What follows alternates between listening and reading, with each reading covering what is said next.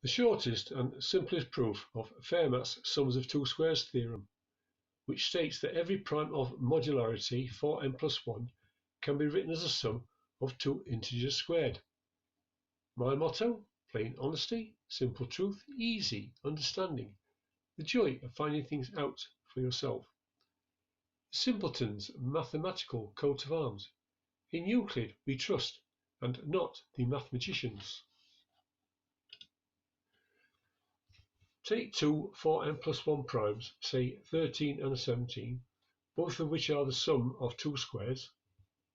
That is, 13 equals 3 squared plus 2 squared, and 17 equals 4 squared plus 1 squared. Multiply them together so that 13 times 17 equals 221 of modularity 4n plus 1.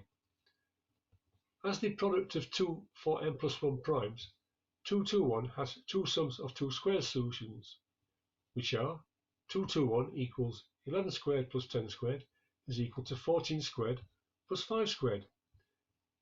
This must always be so, since 13 squared plus 17 squared is equal to 2 times the product of 13 times 17 plus delta squared, where delta is the difference between the two primes. Therefore, 13 squared plus 17 squared is equal to 169 plus 289 is equal to 458 is equal to 2 times 221 plus 4 squared.